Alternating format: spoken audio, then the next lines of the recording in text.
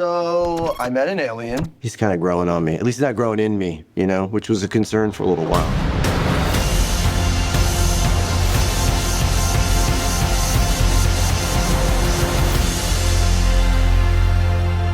Hello there everyone, welcome back to a brand new video. Today I am going to talk about the brand new science fiction adventure film, the Project Hail Mary.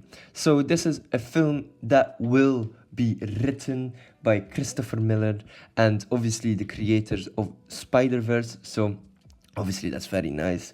We also have obviously Ryan Gosling starring, which is just fantastic. I mean, he's a meme, but still, I love the man. He's really, really cool. And, you know, a big inspiration for me because, you know, he might have gotten a lot of memes and a lot of prep for his, Barbie role and obviously in Drive and many other projects. And every time a new film releases, people on the internet make memes about it. And you know what, I think Ryan Gosling, because he's so cool, man, people make memes about him. So what is Project Hail Mary? So obviously it's a journey through the stars. In 2025, Andy Weir, so the writer, the renowned science fiction author, released his latest masterpiece, Project Hail Mary. This gripping novel takes us on an extraordinary journey through space and time, exploring the boundaries of human knowledge and the resilience of the human spirit. As readers immerse themselves in the intricacies of the plot, many questions arise, and the ending leaves us contemplating its deeper implications.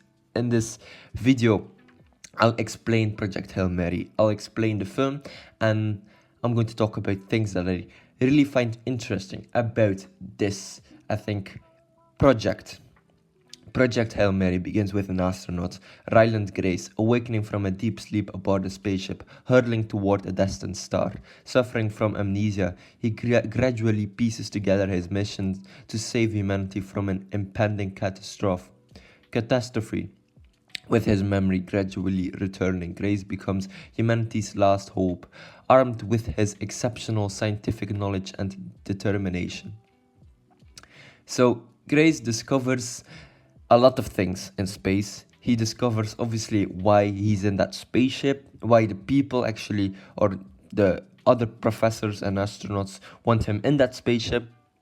And he obviously finds out that the sun and on Earth and the surrounding stars of obviously the galaxy have been sick or something. They're slowly falling apart or whatever, they're being destroyed.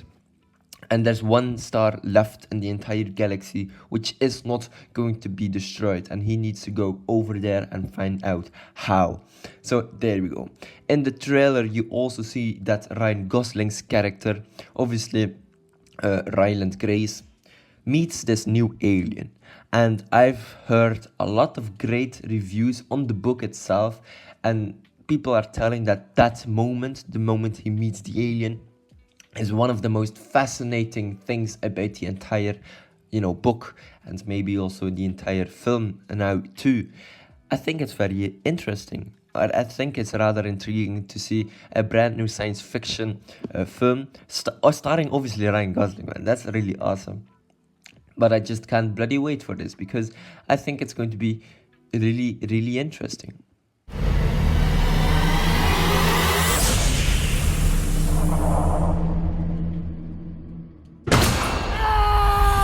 So I met an alien. He's kind of growing on me. At least he's not growing in me, you know, which was a concern for a little while. Let's pause the video here really quickly. What are your thoughts on this brand new film? Are you hyped? Are you not hyped? Just let me know down in the comment section below. And while you're there, obviously, don't forget to like and subscribe. It will help me out a ton, obviously. And let's just continue with the video, I guess. So Project Hail Mary is a science fiction novel written by Andy Weir, I think so, the same author behind the popular book The Martian. The story follows the journey of Ryland Grace, a middle school science teacher who wakes up alone on a spaceship with no memory, obviously. Discovers that he is on a mission to save humanity from an extinction-level event by traveling to a distant star and harvesting a substance that can be used to create a new sun. That's rather interesting, rather dangerous too, but okay. Throughout the novel, Grace faces numerous challenges and obstacles, both physical and emotional, as he races against time to complete his mission. The ending of Project Hail Mary brings closure to Grace's journey while leaving readers with a sense of wonder and contemplation about the nature of humanity and the universe. Obviously, to better understand the ending of the Project Hail Mary and obviously the film, I think it is essential to consider the key facts and details that lead up to the final moments of the story. Ryland Grace is the sole human aboard the Hail Mary spacecraft, accompanied only by two alien creatures, obviously, eventually. So that's really interesting. The time dilation effect plays a significant role in the story, causing Grace to experience time differently than those on Earth. So that's how space works, right? That's really interesting. The concept of sacrifice is a central theme in Project Hail Mary, as Grace must take difficult choices and sacrifices in order to fulfill his mission. The ending can be interpreted in various ways, but I'm not going to spoil it. I'm also not going to spoil it for myself, because I don't really want to, see how it turns out. But the themes of this film are going to be about redemption and self-discovery, the power of connection, and the resilience of the human spirit. Damn, that's really cool. There's also a meme about that, right? The indomitable, human spirit stuff. So that's really interesting. But yeah, actionable tips or fun facts about the project. Andy Weir is known for its meticulous attention to scientific detail and accuracy in his writing. He conducted extensive research on astrophysics, biology, and space travel to ensure the scientific plausibilities of the novel. Obviously, the character of Ryland Grace was inspired by real-life scientists and astronauts who have made significant contributions to space exploration. Project Hail Mary has been praised for its engaging storytelling, well-developed characters, and thought-provoking themes. The novel has resonated with readers of all ages and backgrounds, earning critical acclaim and a dedicated fan base. The title Project Hail Mary is a reference to a desperate last-ditch effort to achieve success or avoid failure.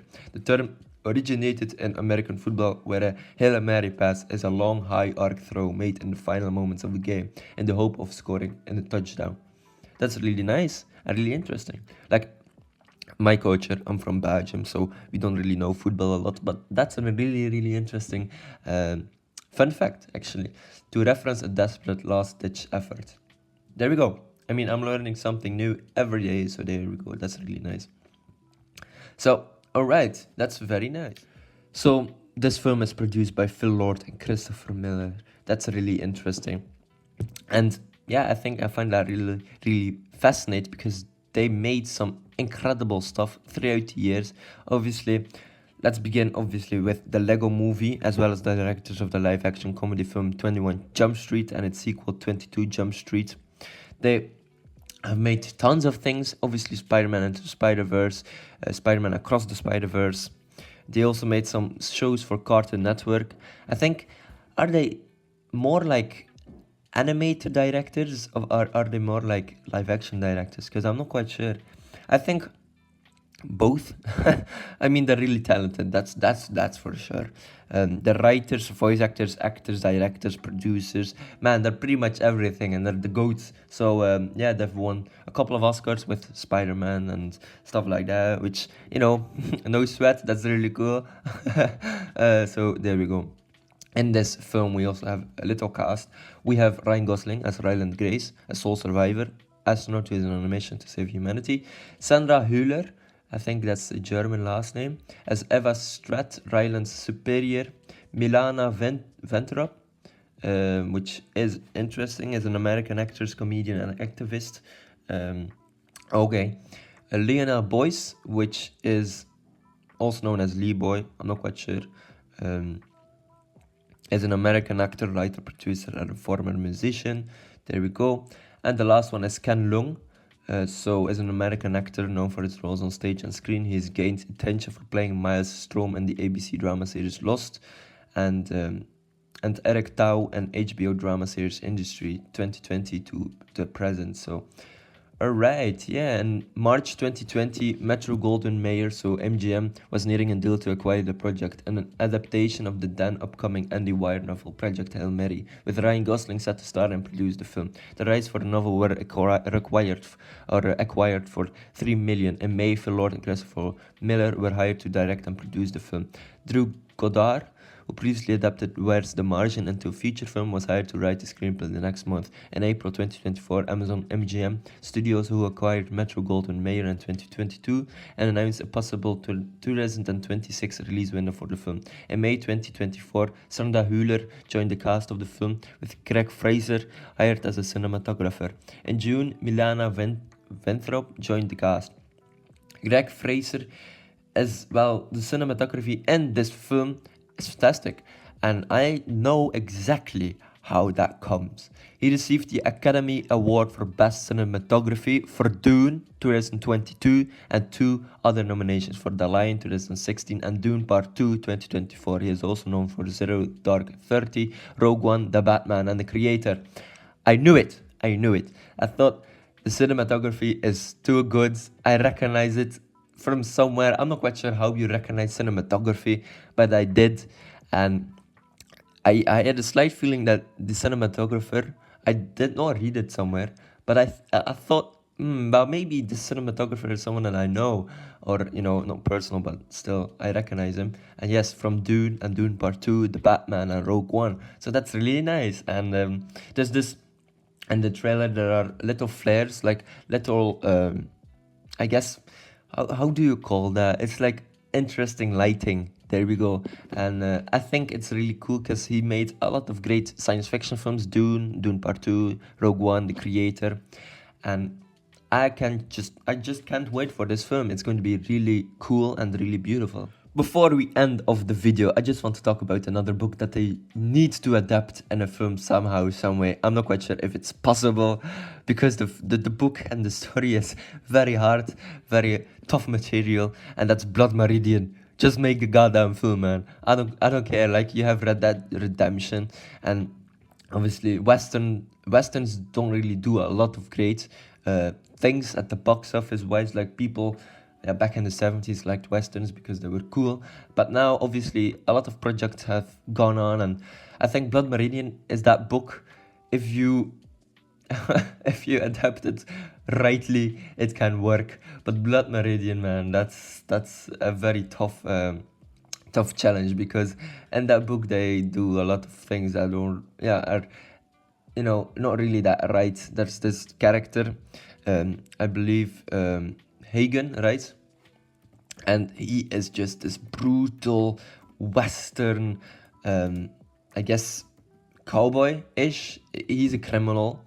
Judge Holden, my bad. Historians debate whether or not Judge Holden ever really existed, but the Blood Meridian antagonist was said to have been the most ruthless member of the Glanton gang of scalp hunters that roamed Mexico and American Southwest in the mid-1800s. And Judge Holden is the main antagonist in Cormac McCarthy's epic novel Blood Meridian, is active throughout the anti-Western landscape, known for his extraordinary knowledge and genius-level intelligence. He's a mercenary who commits horrific acts against, obviously, the Native Americans too. And dude, this book is also very interesting. I have not read it, but I heard a lot about it, and I'm planning to, read it. I've already done a lot of research about it, so that's why I'm so hyped about it, to eventually read it. But hey, ladies and gentlemen, anyway, hopefully you enjoyed this video. Don't forget to like and subscribe, and let me know down in the comment section below what you thought of this video, and I will check you later. Goodbye, everyone. I'm Grace. I'm gonna call you Rocky. Thumbs up. No, that's thumbs down. You would do the thumbs up. It's close enough.